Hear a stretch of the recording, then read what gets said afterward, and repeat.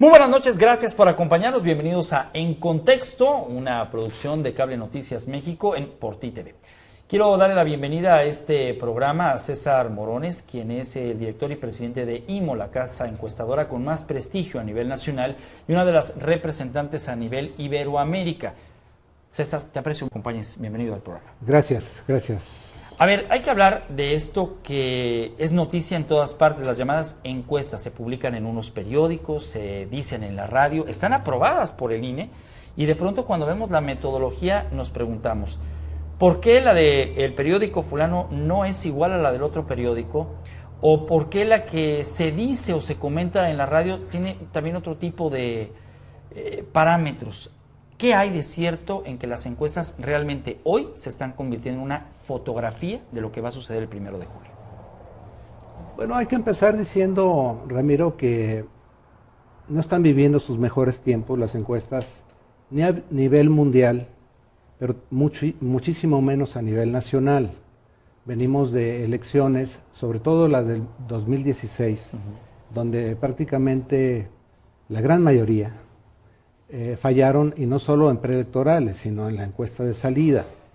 Y eso es importante decirlo porque al final de cuentas costó la cabeza del entonces presidente nacional del PRI, Manlio Fabio Beltrones.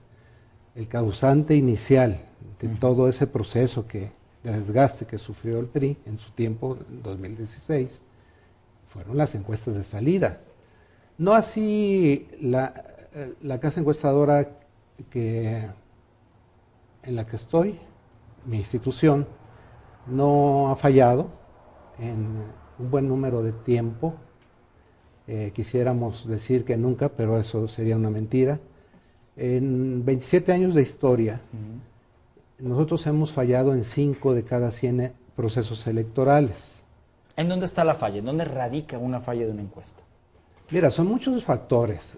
Cuando fallas, lo primero que tienes que hacer es ser autocrítico y decir, ¿en dónde fallé yo? ¿Qué factores no tomé en cuenta? Y pues recuerdo, de lo que más se recuerda son los fracasos. Afortunadamente son los menos, pero son los que más se recuerdan. Recuerdo que en el año 98, IMO dijo que ganaba el PRI, el estado de Tlaxcala, y terminó ganándolo el PRD, sí, ya hacia la medianoche. Todavía las encuestas de salida nos marcaban a favor del PRI. Entonces, fíjate de qué año te estoy hablando, del año 98, hace ya casi 20 años, sí, hace 20 años. Pero te acuerdas de eso, pero después, cuando haces tus análisis, te das cuenta que no consideraste el modus vivendi del entonces candidato del PRI. Era una persona alcohólica, que no era el problema ese, sino que invitaba a la gente a las parrandas, y eso hacía que en las encuestas saliera muy alto, cosa que la realidad nos vino a desmentir. Hay otras fallas muy interesantes, Ramiro, que yo recuerdo. Quintana Roo, por ejemplo, estoy hablando del año 1997, hace 20 años de eso. Fíjate que llegamos, el equipo, desde Guadalajara hasta Cancún, porque es el aeropuerto al cual había que llegar para desplazarse al resto del estado. Me llaman por teléfono mi gente y me dice, oye, César, no hay las camionetas que pedimos, las combis del 97, no hay. ¿Cómo que no hay? Pero el contrato lo tenemos. Es que llegaron unos gringos y no querían otra camioneta más que las combis, porque les traían recuerdos de los años 60 a ellos, y se las dieron. No, pues vamos hablando con ellos. Oye, mira, antes de pasártelos, lo que pasa es que nos están ofreciendo Suburban. Error, sí, ¿no? Sí, pero es que esas cuestan el doble. No, nos la dejan igual. ¿Cómo que igual? ¿Es en serio? Sí, es en serio. Sí, pero es error porque las Suburban las usa la gente de gobierno. Ese fue el error en el que no se pensó. Yo no lo pensé. Lo supimos cuando estuvimos en campo. Cuando estuvimos en campo, entrábamos a las comunidades indígenas mayas y la gente nos recibía con un júbilo inesperado. Sí. Pero al final los dejábamos muy tristes, pero no sabíamos la razón del por qué nos recibían de esa manera y por qué se quedaban tristes cuando nos regresábamos. Porque ellos pensaban que nosotros éramos del PRI, del PRI que no había dejado el poder hasta hace 6 meses que lo dejó, y que les íbamos a ir a dejar despensas. Entonces, las fallas suceden por ese tipo de cosas. A este último suceso se le conoce internacionalmente como el efecto Chamorro, porque fue con Chamorro en Nicaragua la primera vez que se dio lugar. Las encuestadoras de los Estados Unidos y de Inglaterra que querían seguir esa elección entre los sandinistas y Violeta Chamorro, Sí. decían que iban a ganar los sandinistas, pero ganó Chamorro. Chamorro tenía sus encuestas, pero nunca las dio a conocer porque ella estaba segura de que estaban mal, de que no era posible que sus encuestas dijeran la verdad frente a las encuestadoras muy connotadas y muy experimentadas de los Estados Unidos y de Gran Bretaña. Se convirtió en un hecho de análisis mundial y se detectó que fueron los lápices que llevaron los norteamericanos y los ingleses, que al verlos los encuestados decían no, estos vienen de parte de los sandinistas. Entonces la gente mintió diciendo voy a votar a favor de los sandinistas y no fue cierto. A ver, qué bueno que mencionas esta parte. ¿Cómo podemos nosotros establecer si en todo caso la encuesta a la cual nos estamos refiriendo o estamos viendo es una encuesta que realmente tiene una metodología que podemos decir es real, es decir, el número de universo? Porque de pronto vemos algunas que incluso advierten que fue vía telefónica.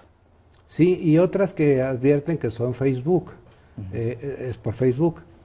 Primero hay que agradecerles que pongan que son telefónicas y que son Facebook, porque a veces las ponían con las letras chiquitas, hasta mero al último. Ahora ya las ponen en el título y eso hay que agradecérselos, que sean honestos. Si son telefónicas, estamos hablando que están representando el 37% de la población mexicana, en virtud de que es el número de hogares Sí. que tienen teléfono en su casa. No te pueden llamar a tu celular ni a mi móvil, porque precisamente al ser instrumentos móviles, tú no localizas exactamente a la persona Claro. que buscas, que es un elemento de carácter científico de primerísimo nivel. Necesitas saber a quién vas a entrevistar y necesitas encontrarlo. Necesitas saber que es un hombre de 55 años y más, ahí que apoyó. Pero, ¿qué sucede en mi caso personal? Mi celular, por algo que sucedió en el pasado que no recuerdo qué fue, mi celular viene a nombre de mi esposa y el mío está, el Ya. de ella. Ajá. Entonces, si me quieren buscar a mí, pues les va a contestar mi esposa, le van a hacer la encuesta a ella o no. Muchos encuestadores, por facilidad, ya se la hacen a ella y por lo tanto ya no sirvió la encuesta en dispositivos móviles. Ahora, hay que creer en lo que ahorita se están publicando en materia de encuestas, en donde hay candidatos, en donde pues prácticamente en algunas dicen gana 4-1. ¿Es momento de sacar encuestas como para creer en que esto va a suceder, que es la fotografía del 1 de julio? Mira, estamos en el tránsito del 2017 a 2018. Yo creo que hasta el cierre de 2017 difícilmente habría que creerle a las encuestas. Pero ya en el 2018 sí necesitan las encuestas ser creíbles y sí se necesitan hacer bien. Empezando por los tamaños de muestra, Ramiro.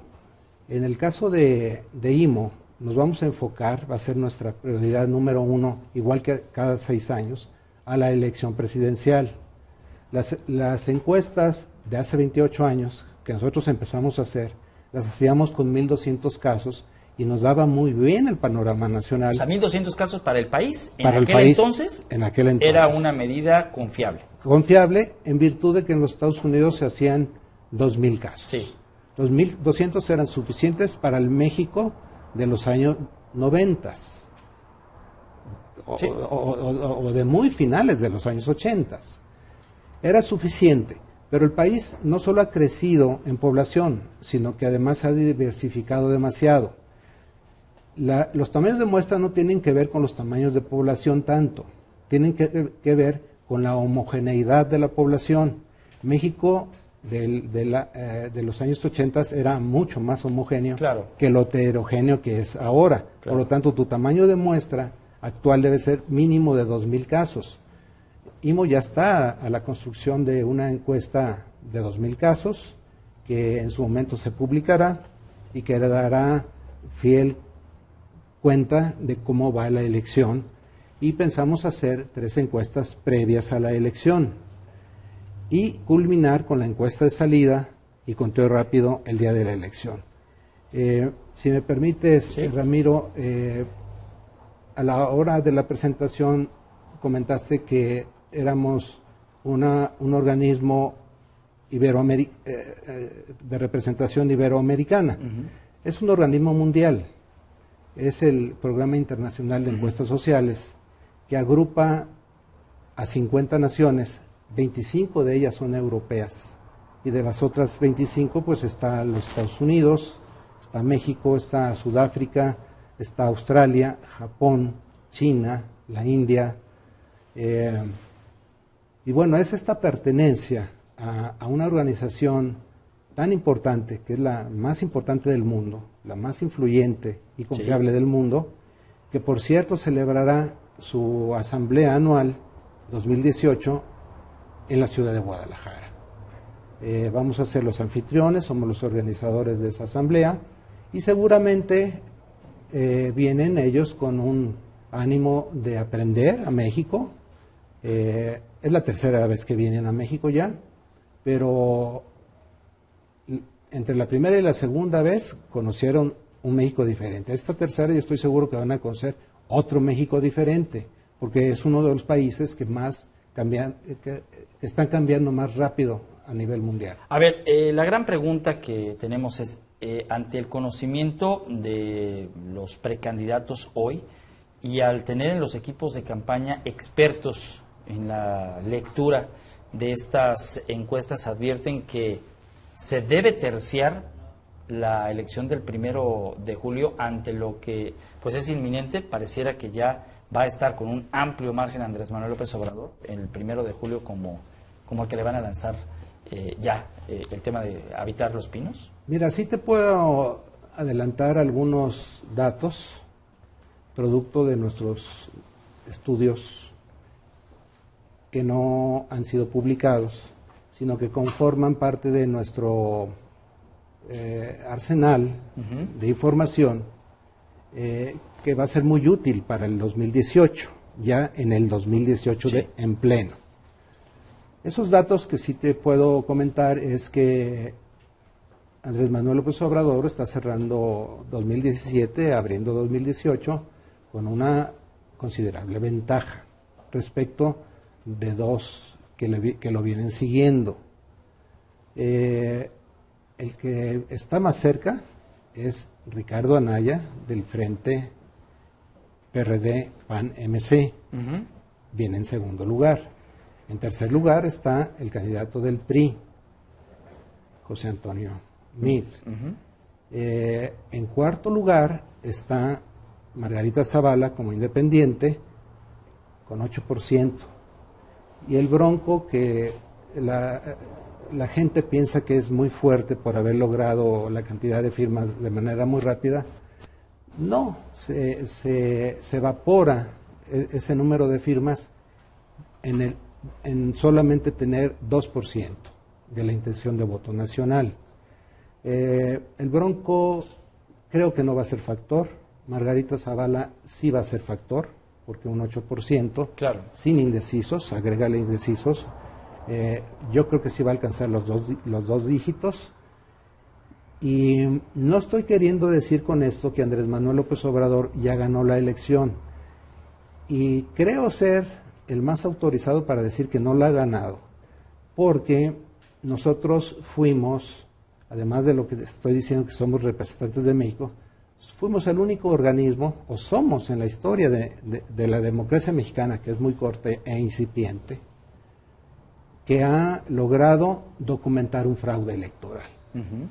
Se habló mucho del fraude electoral del 88, sí, pero una cosa es decir que hubo fraude electoral y otra cosa es demostrarlo. IMOP sí lo demostró en el año 2006.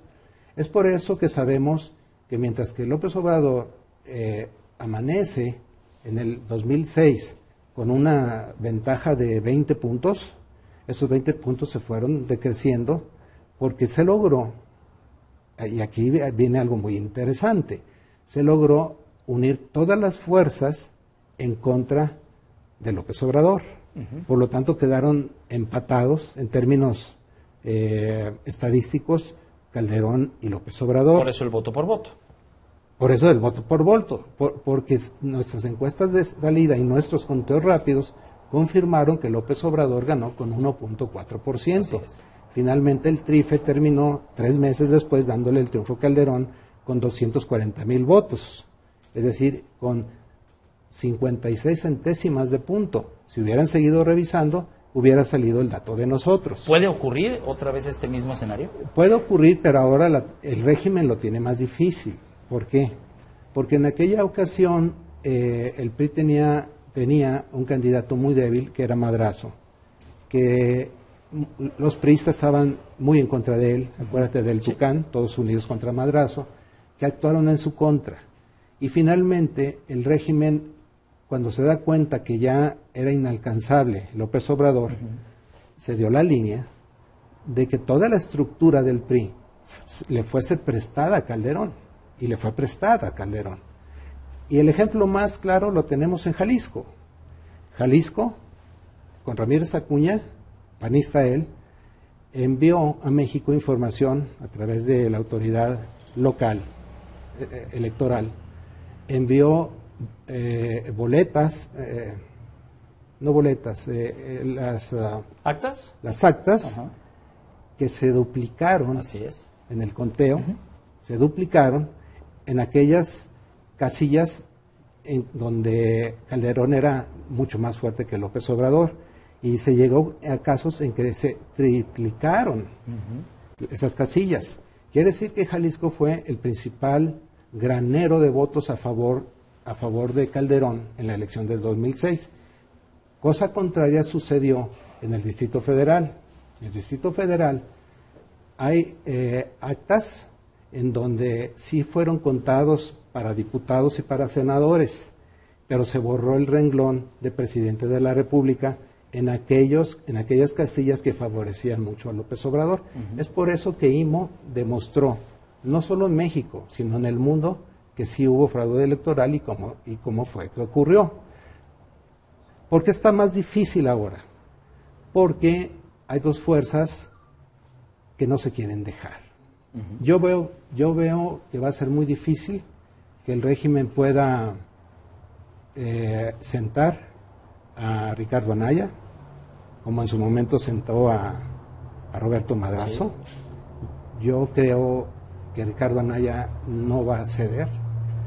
Veo a un PRI que sí quiere retener la presidencia de la República, pero si esas dos fuerzas no ceden una a la otra, como sucedió en el 2006, veo muy difícil que puedan alcanzar a López Obrador. No imposible. Pero, por ejemplo, llama mucho la atención esta semana, y para cerrar el año 2017 es muy curioso lo que publica el New York Times, donde hay medios de comunicación que se les ha dado $2,000 millones en el tema de publicidad oficial. Curiosamente, muchos de estos medios que menciona el New York Times hacen sus encuestas. Uno de ellos, por cierto, tiene su propia casa encuestadora. Es decir, que tú estás viendo al 2018 que las encuestas, como lo dice el New York Times, van a estar maiciadas por el régimen, y esto va a ser un factor, o al contrario, se convierte a través de esta publicación algo mucho más interesante como para hacer encuestas y entonces jugar a una guerra de credibilidad. Es lo segundo, Ramiro. La publicación del New York Times es bastante oportuna, bastante bondadosa para México, porque en México la industria de la encuesta sí es oligopólica. Y lo puede decir alguien que no pertenece al oligopolio. Y lo hemos dicho todo el tiempo. Todo el tiempo. Durante 28 años hemos dicho que México tiene un oligopolio en las encuestas. En donde sí hay vasos comunicantes y sí tienden a ponerse en condiciones similares en los puntos o en los porcentajes de votación. Pero aquí que el New York Times diga, existe este grupo de medios de comunicación multimillonarios en México que tienen una gran inversión gubernamental en sus anuncios, ya ese señalamiento puesto a ciertos medios de comunicación, pero no tocando a uno de ellos, claro, significa que es muy probable que ese medio de comunicación no nombrado por el New York Times haga una alianza con el New York Times, que tiene muchos intereses en México. Claro. Y por lo tanto, puede ser que aquí sí sea más asequible y más esperable que la información que surja desde los primeros días de este año 2018 que empieza, sea más veraz. Tendrá que ser más veraz. La asamblea del 2018 de Guadalajara va a ayudar mucho, claro, a que tenga que ser más veraz. Tiene que tener encuestas de 2,000 casos, no de menos, porque el país ya no se puede dibujar con menos de 2,000 casos. Y además las metodologías se tienen que someter al INE. Y de una vez digo lo que vamos a hacer en IMO, aunque no esté regulado en México. Nosotros vamos a entregar al INE la base de datos de la encuesta, tal y como lo hacemos en el ISSP, para tener a México en materia de democracia electoral en el primer mundo, porque México tiene una democracia francamente primermundista. Sí, claro, claro, claro. A ver, hay un asunto, vamos a llegar al 2018, ¿con qué? ¿Con mayor porcentaje de votación a consecuencia de todo lo que ha ocurrido en el sexenio? ¿Sí ves a la gente interesada en votar? No, al revés, estamos viendo un gran desencanto, estamos llegando a niveles de participación inferiores al 40%, lo cual es grave. Claro. Ya cuando llegamos al 50% en los finales de los años 90, ya era muy preocupante, y ahorita ya bajamos del 40%. Ahorita una participación esperable, si la elección fuera este domingo, no creo que llegue ni siquiera al 40%, es decir, el 60% no iría a votar en estas condiciones. ¿A quién le beneficiaría esto? Pues es que también forma parte de la encuesta, que son Sí, las cifras que no se ven. así es. Son las barras nada más de la intención del voto o el partido, etcétera, y vemos negativos y positivos. Pero en el asunto de los indecisos, que también es otra cosa que forma parte de ese universo que preguntan, no está el tema de usted saldría a votar. ¿Lo ocultan por qué? ¿O no lo presentan por qué? Mira, debe formar parte de tu... No me gustan los anglicismos. Voy a emplear uno. Pero pues es que hay que usarlos. Pues, a veces. Sí, hay veces. El know-how. Que es el conocimiento de... El conocimiento de.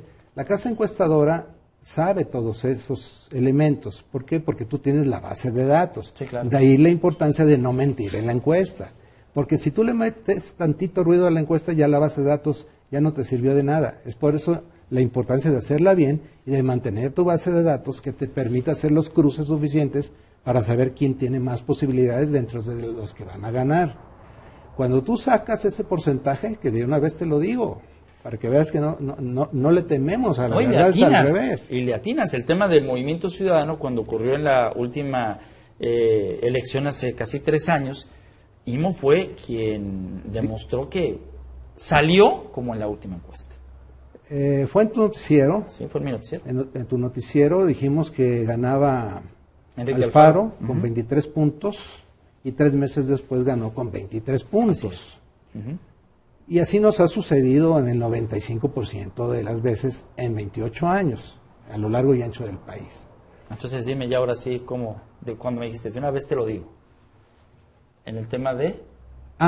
Cuando tú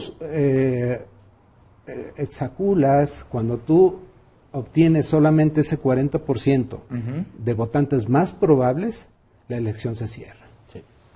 Por lo tanto, tu teoría es alimentada con esa... La de terciar la elección. Sí, porque mira, López Obrador trae 32 puntos que ya con su alianza con el partido Encuentro Social, que trae a su vez 3 puntos, olvidé decirlo, está por encima del Bronco. Sí son sumatorios, porque hay alianzas que restan. Estos sí son sumatorios, porque nosotros hacemos la pregunta de segunda intención de voto. Entonces, eso te da lugar a una matriz. Y se ven muy bien los ductos donde los de Morena no votarían por nadie más que por el PES. Y de los del PES se ven que no votarían por nadie más que por Morena. No estoy hablando de cientos por cientos, no estoy hablando que los mayores porcentajes. Entonces, ahí sí hay una empatía entre los votantes de uno y otro partido. Por lo tanto, ese es un encuentro virtuoso el que ellos están logrando. Por lo tanto, es inteligente. Muy inteligente, porque al 30-31% que trae López Obrador, habrá que ya agregarle el 3% del PES, lo cual te lleva ya a los 34%, y por lo tanto ya está a muy poquito de ser presidente, a muy poquito, porque acuérdate con cuánto ganó Calderón, con 36%, y le ganó con 56 centésimas. ¿Cuántos votos necesitas para ser presidente de México? Pues mira, somos 87 millones en la lista nominal. ¿Cuántos necesitas? Pues uno más que el otro. Es que te lo pregunto porque ahora están hablando de que serán 3 entidades las que vayan a determinar la presidencia de la República. Desde el punto de vista de IMO, ¿cuántos son y cuáles son los estados que estarían determinando el 1 de julio la llegada del nuevo huésped a Los Pinos? No, es imposible decir cuáles. Me parece que esto atañe más al ámbito periodístico, de decir cuáles. No, todos tienen su importancia, hasta los que son más pequeños en población o más. ¿Son Colima, Aguascalientes? Sí, pues es que imagínate, si la presidencia de México del 2006 se definió por 246,000 personas, cualquier estado tiene más votos que esa diferencia nacional que hubo. Y es lo que estaríamos avisorando en el 2018 a consecuencia de la baja intención del voto y esto que puede estar terciado. Sí puede estar terciado porque si la gente termina desangelándose, angelándose, quise decir, angelándose de que siempre sí voy, ya se me quitó la flojera, ya se me quitó la pereza, no quiero que llegue López Obrador, porque es un peligro por esto, por el otro, los números sí dan, Ramiro, sí dan para un triple empate, sí dan para un triple empate. Digo, si en el 2006 dieron para un empate, en el 2006, numéricamente y matemáticamente hablando, a ti te gusta el fútbol y a mí también. Tú le vas al Atlas y al Guadalajara, ¿sí o no? Sí, digo, no hay currículum perfecto en tu caso, pues, pero no importa eso. Tú tampoco eres perfecto. Tampoco. Casi. Sí. Te faltó eso. 12 copas nada más hay diferencia, pero no importa. No, es lo de menos. No, aquí lo interesante de esta analogía con el fútbol es, matemáticamente hablando, ¿López Obrador ya es presidente de México? La respuesta es no. No es. Va en primer lugar. ¿Lo alcanzan matemáticamente? Sí. Mid, viniendo del tercer sitio hasta este momento, viniendo de atrás, ¿puede alcanzarlo? Sí lo puede alcanzar, pero no solamente Mid. Lo pueden alcanzar tanto Mid como Ricardo Anaya. Y como Margarita, en un posible escenario. Margarita no da para tanto. ¿Margarita lo ubicas en qué porcentaje? No pasará del 15%. Y es un margen interesante para negociar. Sí, por supuesto, va a ser factor. Es factor. O sea, de que vaya a competir, no. Ningún independiente va a competir. Ella es la que va en primer lugar y va a terminar en primer lugar, pero su techo es de 15%. El techo de López Obrador es 35%. No va a crecer más allá de 35%. Entonces, sácale cuentas. Anaya, sin estos factores que estamos diciendo, anda en 18, Mitt anda en 13. ¿Sí? Pero ya con un López Obrador que ya está al tope. Ya no va a crecer más. ¿O es difícil que crezca más? Su tope es 35. Sí. Así como estamos diciendo que Margarita es 15, el de López Obrador es 35.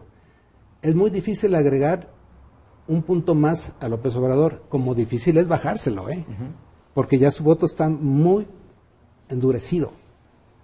Quien ya está decidido a votar por López Obrador, va a votar por López Obrador pase lo que pase.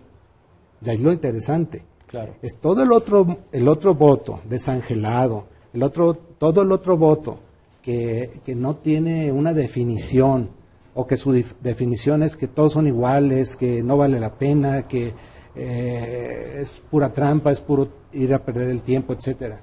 Llegasen a cambiar de opinión, por supuesto que ese 18 y ese 13 te da de ese 60% que te manifiestan que no van a ir a votar.